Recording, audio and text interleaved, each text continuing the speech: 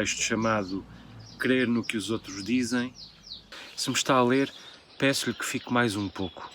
Se me está a ler este artigo, poderá dizer-lhe respeito. Se me está a ler é porque, em princípio, aprecia a leitura e ganha tempo com isso. Eu comecei a ler muito novo.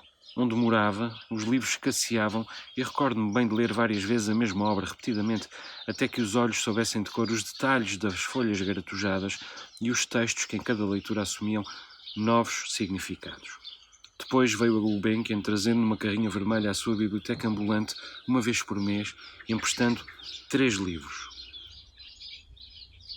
Eu era dos primeiros a entrar.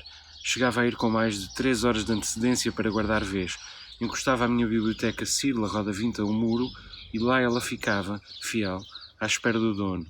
Depois vinha mais pesada com os livros e descia a rua mais depressa. Cedo aprendi que viver sem ler é perigoso, pois obriga-nos a crer apenas no que os outros nos dizem.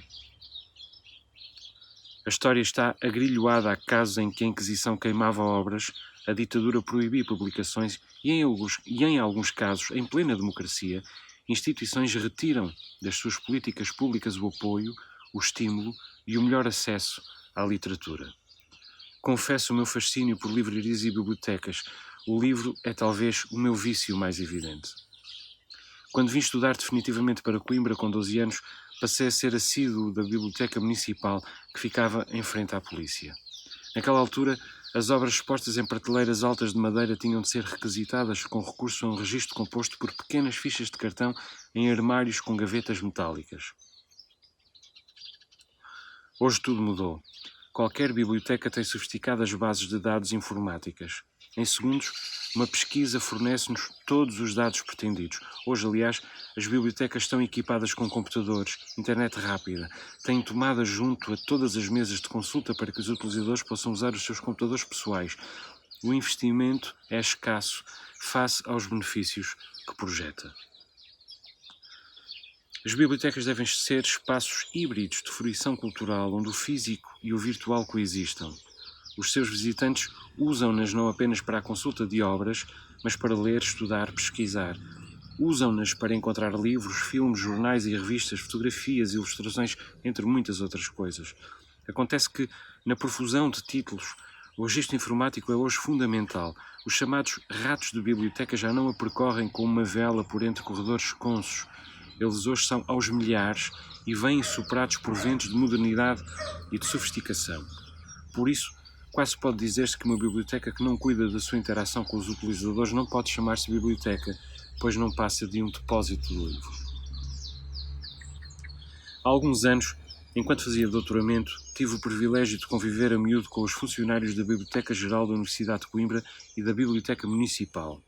Pude testemunhar a sua dedicação, o gosto pelo que fazem, o conhecimento adquirido que é colocado em benefício dos cidadãos, o seu interesse na resolução de lacunas que tantas vezes nem deles dependia.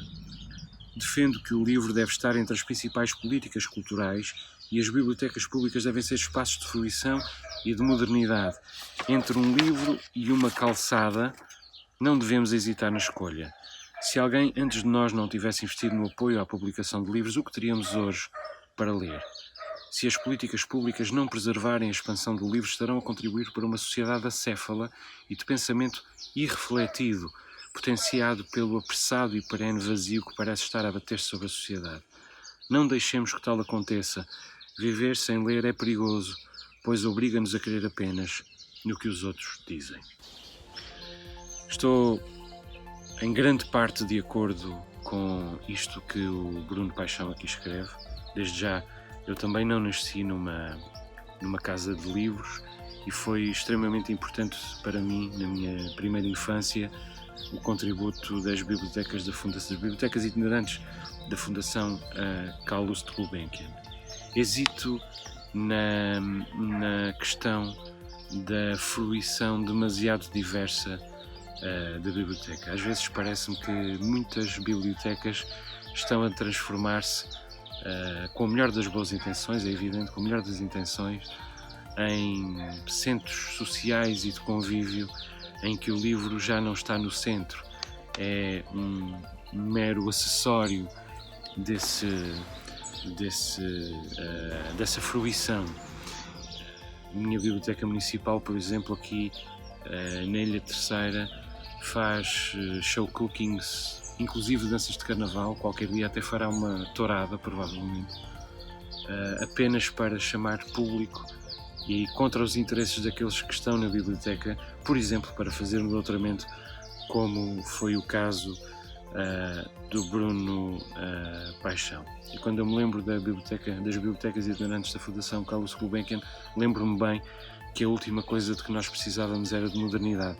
Nós precisávamos de livros e de alguém, se possível, que nos soubesse aconselhá-los. De resto, eu pergunto-me, eu não sou propriamente a favor da sacralização do livro, mas pergunto-me se não estamos já um pouco além do que este texto prevê ou profetiza, porque às vezes 2020 foi um ano muito paradigmático nesse aspecto. Parece-me que este mundo já é resultado de um tempo em que não se lê.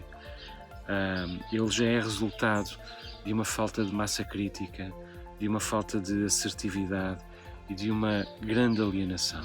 E parece-me que é deles, dessa falta de massa crítica, dessa falta de assertividade e dessa grande alienação, é delas que se alimentam os populismos. Creio que o Bruno, apesar de tudo, é otimista. Eu, em regra, sou otimista, sou reconhecido como um otimista, mas se calhar estou numa má fase. O mundo, pelo menos, seguramente, está numa péssima fase. Boa sorte ao Bruno.